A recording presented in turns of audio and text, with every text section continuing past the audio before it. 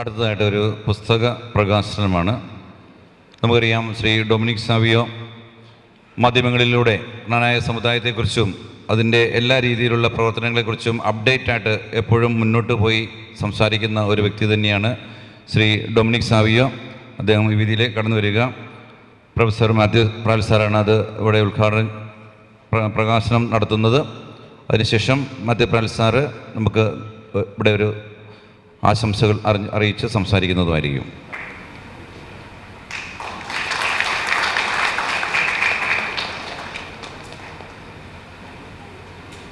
പ്രിയമുള്ളവരെ, ഈ പുസ്തകത്തെക്കുറിച്ച് 2 വാക്ക്. ഇന്നലെ ഏപ്രിൽ 1 ലോകത്തിലെയും വിഡ്ഢികളുടെ ദിനമായിരുന്നു. നമ്മളിന്നലെ മീറ്റിംഗ് വെക്കാത്തത് നന്നായി. ലോക വിഡ്ഢികളുടെ ദിനം, ആ ദിനത്തിൻ്റെ വാങ്ങൽ മാറിയിട്ടില്ല.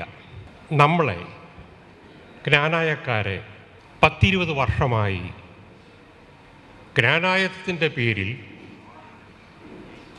അധികാരത്തിലേറിയ ജ്ഞാനായ സമുദായത്തെ സംരക്ഷിക്കേണ്ട ഒരു മെത്രാൻ വിഡ്ഢികളാക്കിക്കൊണ്ടിരിക്കുകയാണ്. നമ്മളെ വിഡ്ഢികളാക്കിക്കൊണ്ടിരിക്കുകയാണ്.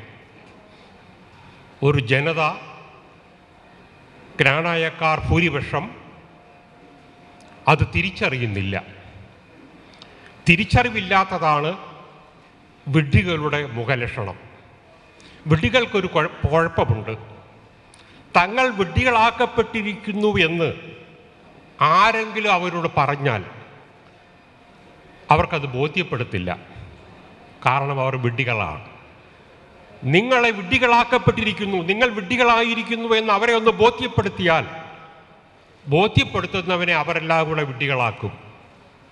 അതാണ് ഇപ്പോൾ സംഭവിച്ചുകൊണ്ടിരിക്കുന്നത്. ഒരു മെത്രാൻ ജ്ഞാന സമുദായത്തെ ഒന്നടങ്കം 20 വർഷത്തോളമായി താൻ അധികാരത്തിലേറിയതിൻ്റെ പിന്നാലെ നിരന്തരം വിഡ്ഢികളാക്കിയിരിക്കുന്നു എന്നതിൻ്റെ വിളിച്ചറിയിപ്പാണ്, മുന്നറിയിപ്പാണ്, വിളംബരമാണ് ഈ പുസ്തകം. ഈ പുസ്തകം അതാണ്. ചെറിയ പുസ്തകമല്ലത്. ഡൊമിനിക് സാവിയോ വാച്ചാച്ചിറ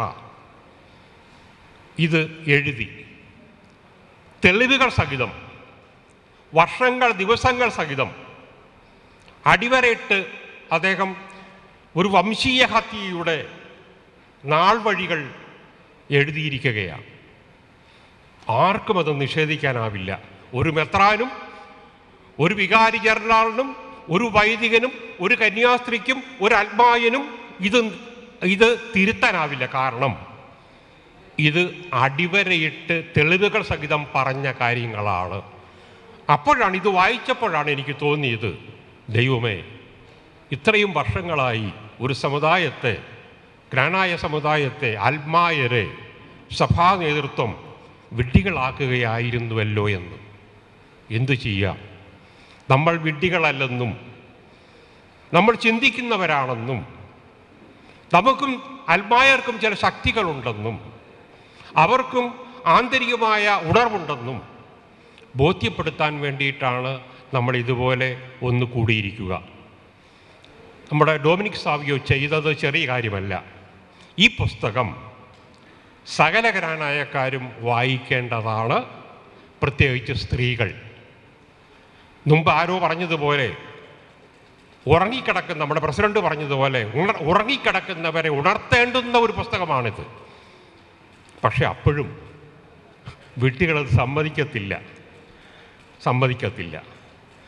ബെനഡിക്റ്റ് 16 മാർപ്പാപ്പ വിളംബരം ചെയ്ത് ബൂളായിറക്കി കേരളത്തിൽ തോമസ് ലീഗ വന്നിട്ടില്ലെന്ന്.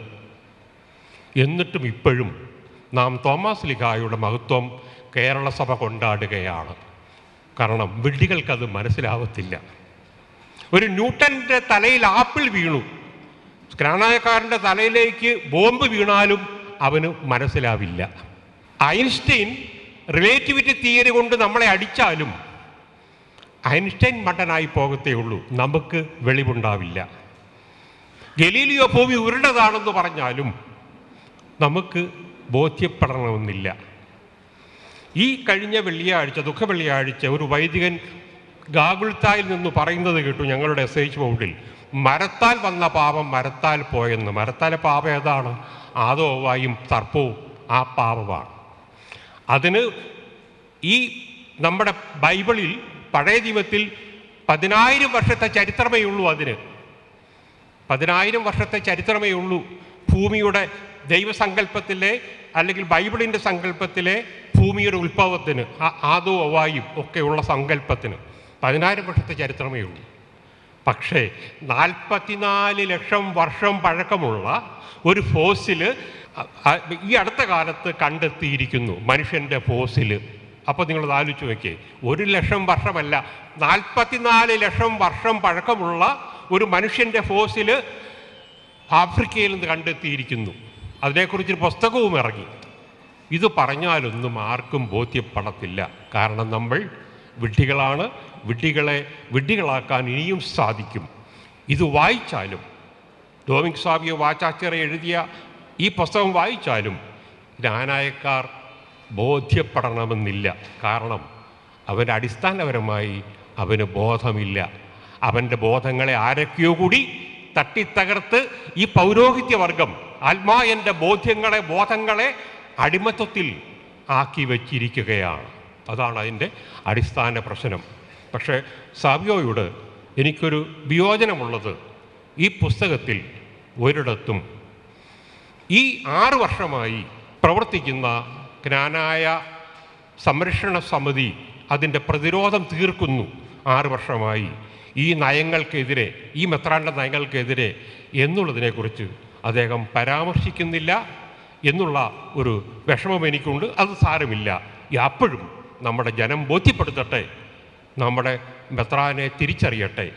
ഈ മെത്രാൻ്റെ കള്ളത്തരങ്ങൾ, കാപട്യങ്ങൾ, നുണകൾ അക്ഷരം പ്രതി തെളിവ് സഹിതം പ്രഖ്യാപിക്കുന്ന ഈ പുസ്തകം ഓരോ ജ്ഞാനായക്കാരൻ്റെ വീഴുകളിലും എത്തട്ടെ എന്നാശംസിച്ചുകൊണ്ട് ഈ പുസ്തകത്തിന് അവതാരിക എഴുതിയ നമ്മുടെ ശാസ്ത്രജ്ഞനായ വെളിവുള്ള ബോധമുള്ള സനൽ ജോർജിനും ഇത് പ്രസിദ്ധീകരിച്ച ഇതിനോട് ബന്ധപ്പെട്ടവർക്കെല്ലാവർക്കും അഭിനന്ദനങ്ങൾ അറിയിച്ചുകൊണ്ട് നന്ദി, നമസ്കാരം.